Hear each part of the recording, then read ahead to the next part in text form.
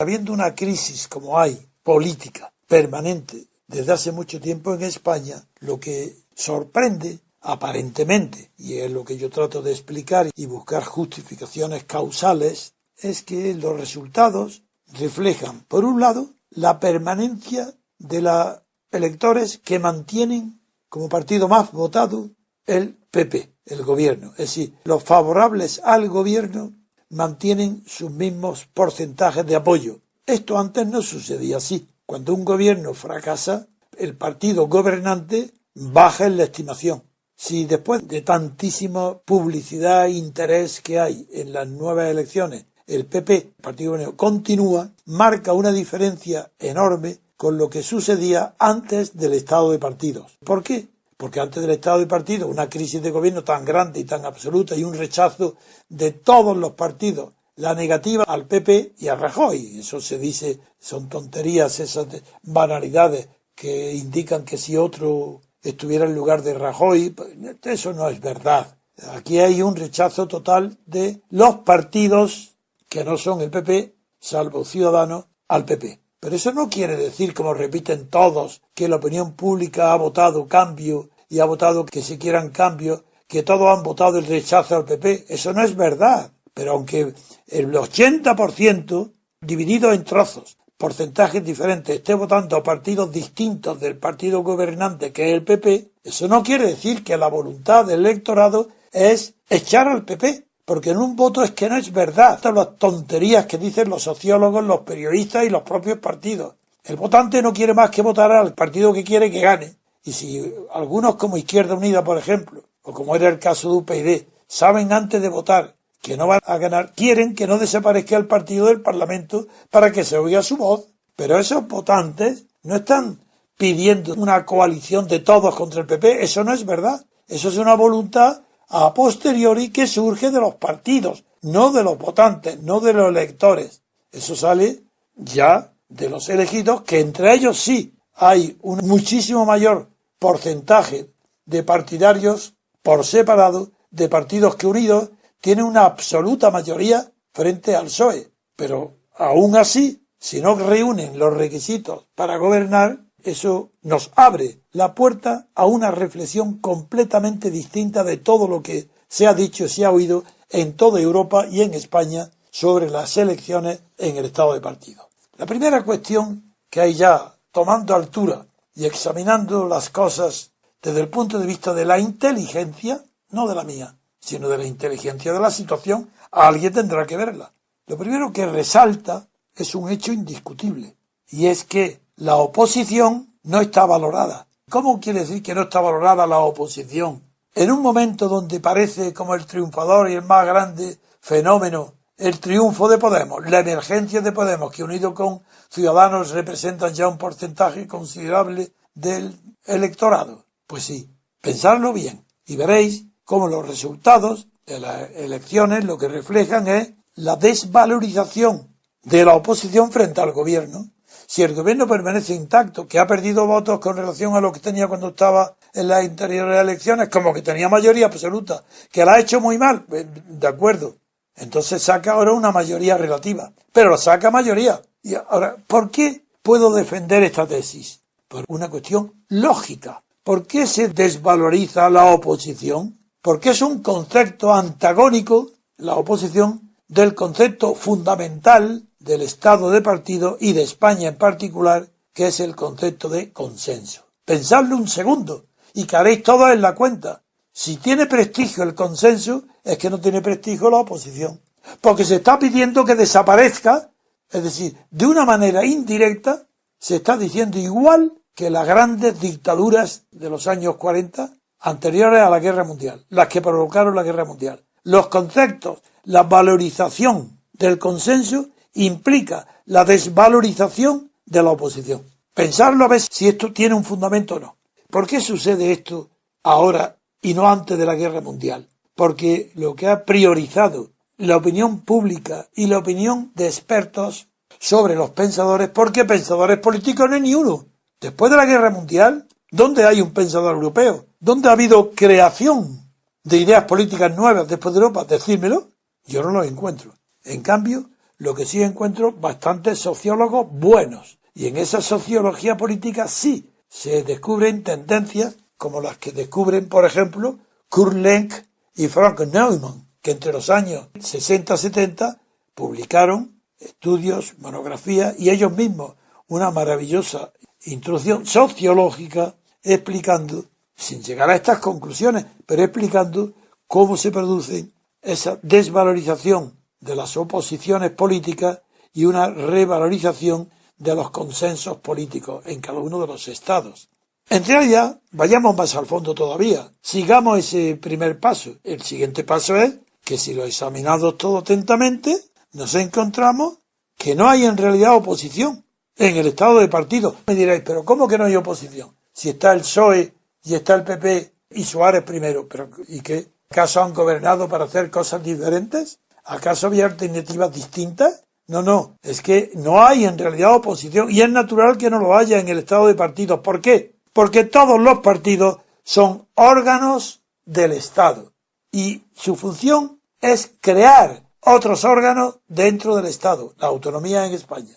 Creación de los partidos políticos, no de las necesidades, no de la sociedad civil, sino de unos órganos del Estado llamados partidos políticos. Su misión principal es crear otros órganos, controlados por ellos, por algunos de ellos. Esos son el origen de las autonomías. Una creación exclusiva en España de los partidos políticos. Y lamento mucho tener que referirme continuamente a mí mismo, pero es que ha sido en mi despacho donde he vivido la experiencia y la confesión de las causas últimas que motivaron al final el café para todos, las autonomías. Sé de lo que estoy hablando porque lo he vivido. Pero sigamos la reflexión. Es que no se trata de que son órganos del Estado. Eso es fácil de decir. Lo más difícil es distinguir en que no son poderes sobre el Estado. Cada partido no adquiere un poder sobre el Estado, porque ya está en el Estado.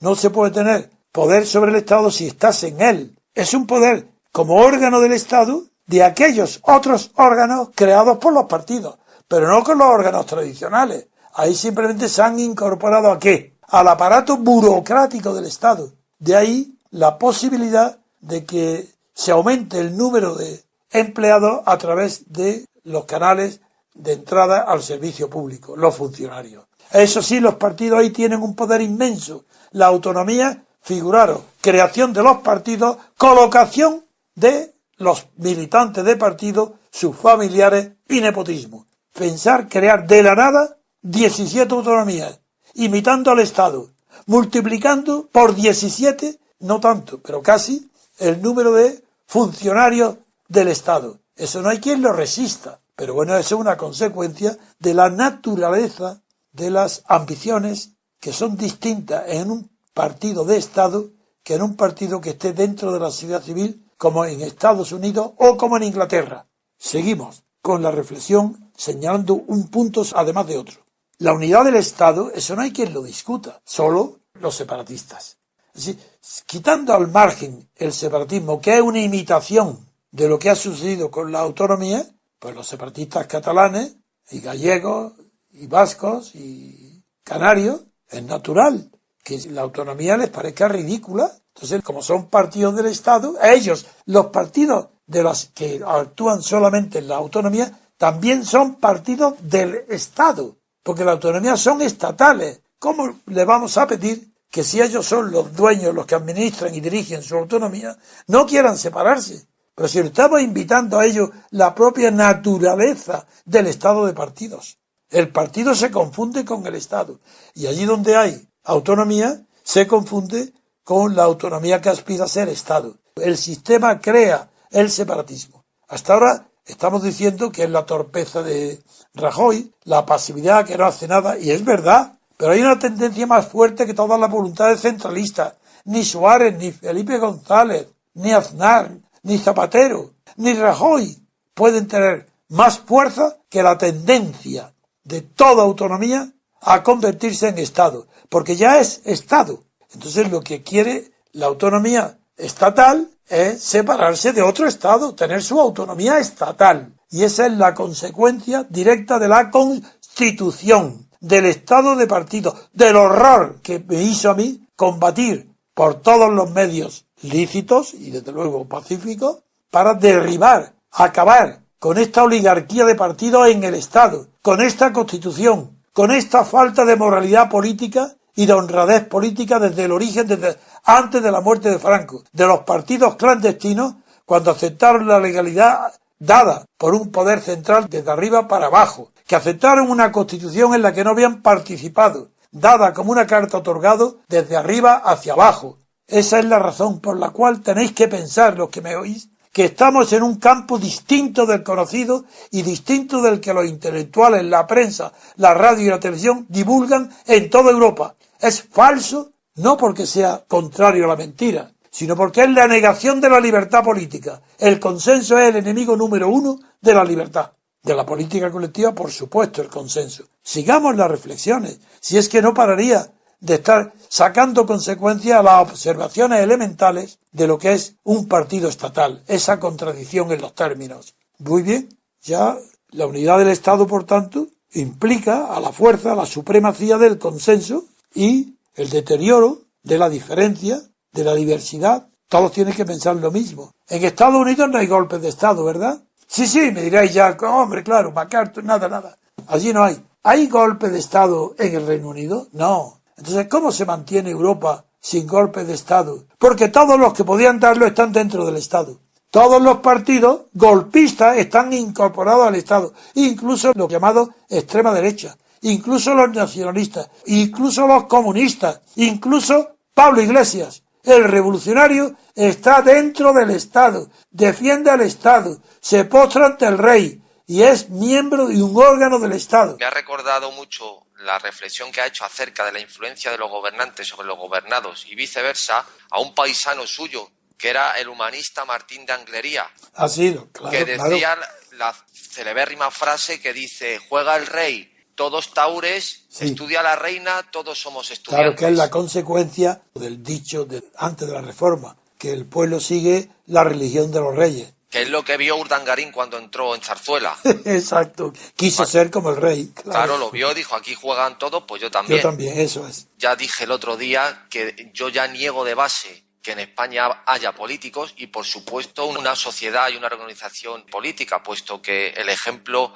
más patente que estamos viviendo es que, como dijimos la otra vez, que repite Max Weber, toda organización será política siempre y cuando salvaguarde dentro de un territorio bajo la amenaza de una fuerza física aplicada con un órgano administrativo para proteger su orden, cosa que no pasa en Cataluña.